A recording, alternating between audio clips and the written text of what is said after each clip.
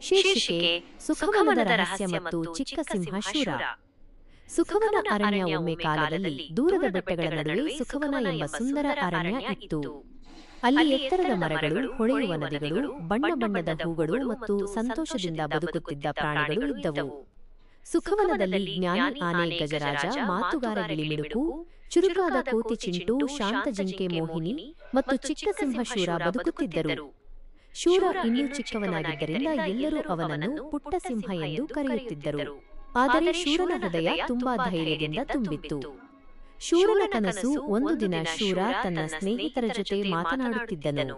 ಶೂರ, ನಾನು ದೊಡ್ಡವನಾದ ಮೇಲೆ ಕಾಡನ್ನು ರಕ್ಷಿಸುವ ಧೈರ್ಯವಂತ ರಾಜನಾಗಬೇಕು.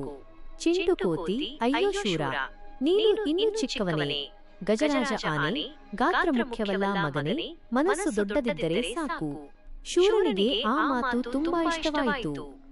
ಕಾಡಿಗೆ ಬಂದ ಅಪಾಯ ಒಂದು ದಿನ ಸುಖವನದಲ್ಲಿ ವಿಚಿತ್ರ ಘಟನೆಗಳು ನಡೆಯಲು ಆರಂಭಿಸಿದವು.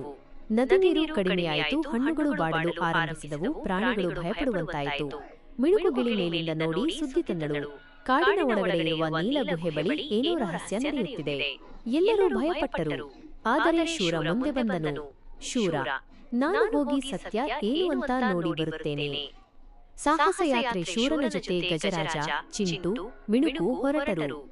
ಮಾರ್ಗದಲ್ಲಿ ಜಾರುವ ಕಲ್ಲುಗಳು, ಗಾಳಿ ಬೀಸುವ ಕಾಡು, ಕತ್ತಲಾದ ದಾರಿಗಳು. ಆದರೆ ಶೂರ ಹೆದರಲಿಲ್ಲ. ಒಮ್ಮೆ ದೊಡ್ಡ ಕಂದಕ ಎದುರಾಯಿತು. ಚಿಂಟು, ಈಗ ಏನು ಮಾಡೋದು? ಶೂರ ಯೋಚಿಸಿ ಹೇಳಿದನು, ನಾವು ಒಟ್ಟಾಗಿ ಕೆಲಸ ಮಾಡೋಣ. ಗಜರಾಜ ಸೇತುವೆಯಂತೆ ನಿಂತನು. ಚಿಂಟು ಹಗ್ಗ ತಂದುಕೊಂಡು ಬಂದನು. ಎಲ್ಲರೂ ಸುರಕ್ಷಿತವಾಗಿ ದಾಟಿದರು. ನೀಲ ಗುಹೆಯ ರಹಸ್ಯ ಗುಹೆಯೊಳಗೆ ಹೋಗುತ್ತಿದ್ದಂತೆ ಅವರು ಕಂಡ ದೃಶ್ಯ ಆಶ್ಚರ್ಯಕರವಾಗಿತ್ತು. ಅಲ್ಲಿ ಒಂದು ದುಃಖಿತ ದೊಡ್ಡ ಕರಡಿ ಕುಳಿತಿದ್ದನು. ಅವನಿಂದಲೇ ನದಿಯ ದಾರಿ ತಡೆದಿತ್ತು. ಶೂರ, ನೀನು ಏಕೆ ಹೀಗೆ ಮಾಡುತ್ತಿದ್ದೀಯಾ? ಕರಡಿ ಅಳುತ್ತಾ ಹೇಳಿದನು, ನನ್ನ ಕುಟುಂಬ ಕಳೆದು ಹೋಯಿತು.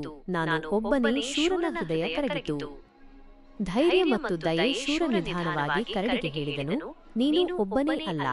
ಸುಖವನದಲ್ಲಿ ಎಲ್ಲರೂ ಕುಟುಂಬವೇ. ಅವರು ಸೇರಿ ನದಿಯ ದಾರಿಯನ್ನು ತೆರೆಯಿದರು. ನೀರು ಮತ್ತೆ ಹರಿಯಲು ಆರಂಭಿಸಿತು. ಹಣ್ಣುಗಳು ಹಸಿರಾಯಿತು. ಕಾಡು ಮತ್ತೆ ಸಂತೋಷದಿಂದ ತುಂಬಿತು. ಕರಡಿ ಸಂತೋಷದಿಂದ ನಗುತ್ತಿದ್ದನು. ಶೂರ ನಿಜವಾದ ನಾಯಕ. ಸುಖವನಕ್ಕೆ ಮರಳಿದಾಗ ಎಲ್ಲ ಪ್ರಾಣಿಗಳು ಶೂರನನ್ನು ಹೊಗಳಿದವು. ಗಜರಾಜ, ಇವನೇ ನಮ್ಮ ನಿಜವಾದ ನಾಯಕ. ಶೂರ ನಗುತ್ತಾ ಹೇಳಿದನು, ನಾಯಕತ್ವ ಅಂದ್ರೆ ಶಕ್ತಿ ಅಲ್ಲ, ಸ್ನೇಹ, ಧೈರ್ಯ ಮತ್ತು ದಯೆ. ಎಲ್ಲರೂ ಕೈತಟ್ಟಿ ಸಂತೋಷಪಟ್ಟರು. ಕಥೆಯ ಸಂದೇಶ: ಗಾತ್ರಕ್ಕಿಂತ ಮನಸ್ಸು ದೊಡ್ಡದಾಗಿರಬೇಕು. ಒಟ್ಟಾಗಿ ಕೆಲಸ ಮಾಡಿದರೆ ಎಲ್ಲ ಸಮಸ್ಯೆಗೂ ಪರಿಹಾರ. ದಯೆ ಮತ್ತು ಸ್ನೇಹವೇ ನಿಜವಾದ ಶಕ್ತಿ.